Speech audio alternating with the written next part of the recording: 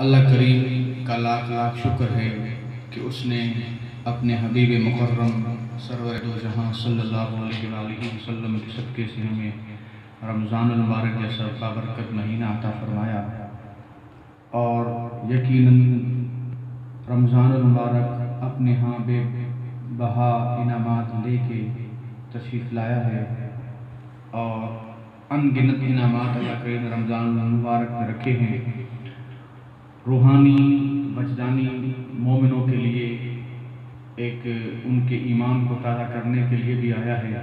اور اس پاکستان میں اس وبا کی صورت میں یقیناً ہم سب مسلمانوں کا عقیدہ ہے کہ رمضان المبارک میں اللہ کریم ضرور اس بیماری سے ہمیں نجات عطا فرمائے گا۔ رمضان المبارک نیکی کا مہینہ ہے، رمضان المبارک قرآن کے دور کا مہینہ ہے، اور رمضان المبارک اللہ سے محبت کا مہینہ ہے۔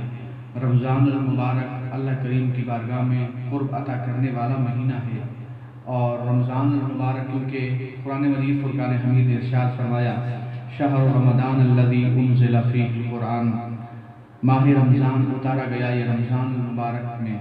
اور لیلۃ القدر کی رات میں یہ رمضان المبارک اتارا گیا۔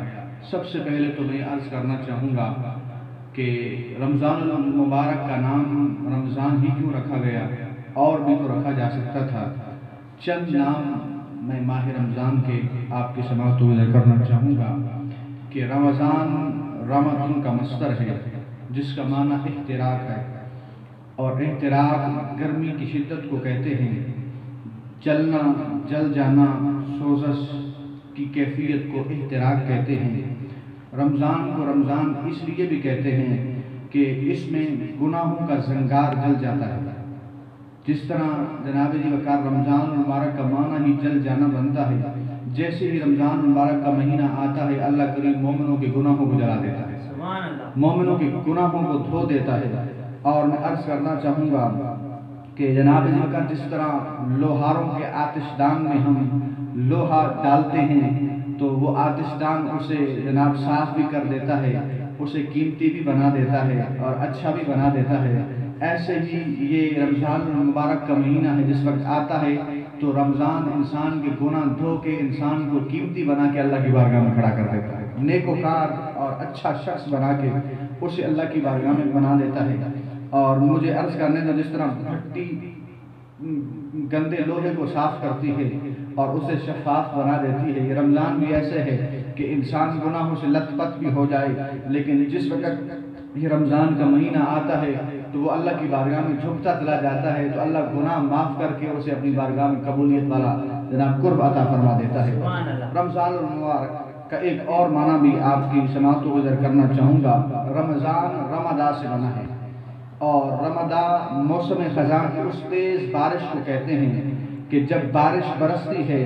تو جناب اگر آپ نے دیکھا ہوگا کہ زمین کا گرد و غبار دھل جاتا ہے، صاف ہو جاتا ہے، ایسے ہی جب رمضان کا مہینہ آتا ہے تو انسان کے گناہ دھل جاتے ہیں، انسان کا اندر صاف ہو جاتا ہے، انسان کے کیریکٹر صاف ہو جاتا ہے۔ جس وقت انسان کا اندر صاف ہو جاتا ہے تو جناب رمضان انسان کو اٹھا کے اللہ کا قرب عطا فرما دیتا ہے۔ تو گویا رمضان کو رمضان اس لیے بھی کہا جاتا ہے۔ اور رمضان المبارک کا ایک اور نام بھی علماء نے لکھا کہ یہ ماہ صبر بھی ہے، ماہ اس کو صبر بھی کہا گیا ہے، کیونکہ یہ صبر کا مہینہ ہے۔ انسان اگر کوئی گالی دے تو اس میں صبر کرے، اس کو آگے سے جناب جواب نہ دے، اگر انسان کو جناب گناہ ابھارنے لگ جائے تو وہ اس پر بھی صبر کرے، اور دیگر کئی مثالیں میں آپ کے سامنے رکھ سکتا ہوں۔ یہ ماہ صبر ہے، اس میں ہمیشہ روزہ رکھ کر انسان بھوک برداشت کرتا ہے، پیاس برداشت کرتا ہے، یہ بھی انسان صبر کر رہا ہوتا ہے، تو اس کو اس وجہ سے بھی ماہ صبر کہا گیا۔ اور دوسرا میں آپ کے سامنے رکھوں کہ اس کو ماہ مبارک بھی کہا گیا کہ یہ مبارک مہینہ ہے، یہ برکت والا مہینہ ہے، اور برکت کا معنی ہوتا ہے بیٹھ جانا، جم جانا۔ اصطلاحی اگر جناب اگر اس میں دیکھیں تو کسی خیر میں ایسا جناب وقار زیادہ ہو جانا کہ اس میں کبھی کمی نہ آئے، یعنی ایسی چیز جس میں کبھی کمی واقع نہ ہو، اس میں خیر واقع ہو جائے، اس میں کمی آ ہی نہیں سکتی ہے، تو اس کو برکہ کے لفظ سے جناب وقار تعبیر کیا گیا۔ تو مجھے کہنے دو رمضان کی برکت سے نفل فرض کے برابر ہو جاتا ہے، اور رمضان کی برکت سے فرض 70 فرضوں کے برابر ہو جاتا ہے۔ مجھے کہنے دو جناب اگر رمضان کی راتوں کے مقابلے میں اور راتیں رمضان کا مقابلہ نہیں کر سکتے، اور دن رمضان کے دنوں کا مقابلہ نہیں کر سکتے، اور ساعتیں رمضان کی ساعتوں کا مقابلہ نہیں کر سکتے، اور گھڑیاں رمضان کی گھڑیوں کا مقابلہ نہیں کر سکتے، اے انسانوں ماہ رمضان اللہ نے تمہیں عطا فرما دیا ہے، اب تم جھکتے چلے جاؤ، رمضان میں عبادتیں کرتے چلے جاؤ، اللہ اتنا ثواب عطا فرمائے گا کہ تمہیں پتہ بھی نہیں چلے گا، تمہارا اندر اچھا ہو جائے گا، تمہارا اندر نور ہو جائے گا۔ رمضان کے مہینے میں جس وقت انسان عبادت کرے گا تو یقیناً اللہ اسے اپنا قرب عطا فرما دے گا۔ تو جناب وقار رمضان کو مبارک بھی کہا گیا، ماہ صبر بھی کہا گیا، اور رمضان کو ماہ مواسات بھی کہا گیا، غم خواری کا مہینہ، چونکہ انسان کے دل میں ویسے بھی جناب وقار ایک تڑپ ہمیشہ پیدا ہوتی ہے۔ جب رمضان کا مہینہ آتا ہے تو انسان کا دل یہ غریبوں کے لیے جناب وقار ہمدرد بن جاتا ہے، اور اس کے دل میں محبت سی پیدا ہو جاتی ہے، غریبوں کو نوازا جائے، فقیروں کو نوازا جائے، اور اس کو افطاری دے دی جائے، سحری دے دی جائے اپنے پڑوس میں، انسان کا دل بڑا ہو جاتا ہے۔ تو جناب وقار اس کو اس وجہ سے ماہ مواسات بھی کہا گیا کہ اپنے رزق میں کسی اور کا حصہ بھی رکھ لینا، یعنی اپنا انسان جس وقت افطاری کا نظام کرتا ہے اور سحری کا نظام کرتا ہے تو جناب اگر ماہ مواسات اس لیے کہا گیا ہے کہ انسان جس وقت رمضان میں افطاری کرتا ہے تو اس کے دل میں تڑپ پڑتی ہے کہ میرے پڑوسی نے بھی تو روزہ رکھا ہوگا، اس کو بھی پیش کیا جائے، میرے پڑوسی نے بھی تو سحری کی ہوگی، اس کو پتہ نہیں سحری ہوگی یا نہیں ہوگی، تو گویا یہ تڑپ جس وقت پیدا ہو جائے انسان کو، سمجھ لو اللہ اسے رمضان کی لذت عطا فرما رہا ہے، رمضان کا وہ جناب اللہ اسے سکون عطا فرماتا ہے۔ توجہ فرمانا، حضرت ابو ہریرہ رضی اللہ تعالیٰ عنہ سے روایت ہے کہ آپ فرماتے ہیں کہ رسول اللہ صلی اللہ علیہ وسلم نے ارشاد فرمایا کہ جب ماہ رمضان کی پہلی رات آتی ہے تو اللہ کریم سرکش شیاطین کو بند کر دیتا ہے، مشہور حدیث مبارکہ ہے، شیاطین کو بند کر دیتا ہے، اور جناب اگر وہ بند ہو جاتے ہیں، اور آگے الفاظ ہے کہ وہ اللہ کریم دوزخ کے دروازوں کو بھی بند کر دیتا ہے اور وہ کھولتے نہیں ہیں، اور اللہ کریم جنت کے دروازوں کو کھول دیتا ہے، وہ بند نہیں ہوتے، جہنم کے دروازے کھلتے نہیں رمضان میں اور جنت کے کھل جاتے ہیں تو بند نہیں ہوتے ہیں، اور آسمان سے ایک فرشتہ پکارتا ہے، اے نیکی کرنے والے، اے بھلائی کرنے والے، آنا رمضان کا مہینہ آ گیا ہے، آنا رسول کی طرف آنے کا مہینہ آ گیا ہے، اللہ کی طرف جھکنے کا مہینہ آ گیا ہے، نیکیوں والا مہینہ آ گیا ہے، اللہ کے سامنے عبادت کرنے کا مہینہ آ گیا ہے، قرآن پڑھنے کا مہینہ آ گیا ہے۔ گویا اے انسان کدھر تو بھٹک رہا ہے، آنا رمضان کی لذتوں میں تو ڈوبتا جا، دیکھ رب اپنی رحمت کس طرح تمہیں عطا فرماتا چلا جاتا ہے۔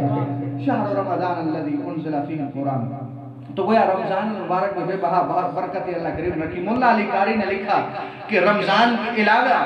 جتنے بھی دن ہیں اللہ کریم نے جناب وقار ان دنوں میں کبھی جنت کے دروازے کھولتا ہے اور کبھی بند کرتا ہے، اور جناب وقار کبھی دوزخ کے دروازے کھولتا ہے کبھی بند کرتا ہے، جنت کے دروازے کبھی کھولتا ہے کبھی بند کرتا ہے، لیکن واحد رمضان کا مہینہ ہے کہ اس میں جنت کے دروازے بند ہوتے ہی نہیں ہیں، کھلے رہتے ہیں، اور سزا دینے والا سزا دیتا ہے۔ کائنات والو اللہ کے سامنے جھکتے چلے جاؤ اور اب تمہیں جنت عطا فرماتا چلا جائے گا۔ گویا ماہ رمضان مبارک اتنی برکتوں والا مہینہ ہے، تو آپ سب کی توجہ چاہوں گا، ادھر توجہ فرمانا۔ حضرت انس بن مالک رضی اللہ تعالیٰ عنہ سے روایت ہے کہ رسول اللہ صلی اللہ علیہ وسلم نے ارشاد فرمایا کہ جب ماہ رمضان آئے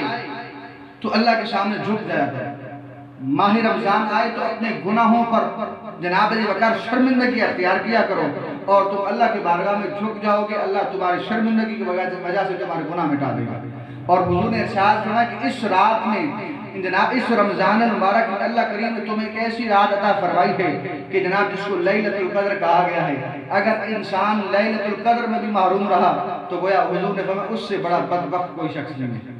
لیلۃ القدر جیسی رات جو 1000 مہینے سے بہتر ہے، ایسی رات میں بندہ اللہ کی جناب اگر رحمتوں سے وہ مایوس ہو جائے اور اپنی بخشش نہ کروا سکے، مصطفیٰ نے کہا ایسا شخص بدبخت شخص ہے، اور میں نے اس بدبخت شخص سے زیادہ اور کوئی بد نصیب نہیں دیکھا ہے۔ اے میری گفتگو سننے والے، اپنی بخشش چاہتے ہو، رمضان کی صرف لیلۃ القدر کی راتوں میں نہیں، ہر راتوں میں تم اللہ کی بارگاہ میں کھڑے ہوتے جاؤ، ہر راتوں میں تسبیح و تحلیل کرو، ہر رات میں قیام اللیل کرو، ہر رات میں قرآن کا ورد کرو، درود مبارک پڑھو، تم یہ سب کچھ کرتے جاؤ گے، رب اپنا قرب تمہیں عطا فرماتا چلا جائے گا، رب تمہیں اپنا قرب عطا فرماتا چلا جائے گا۔ اور یہاں پر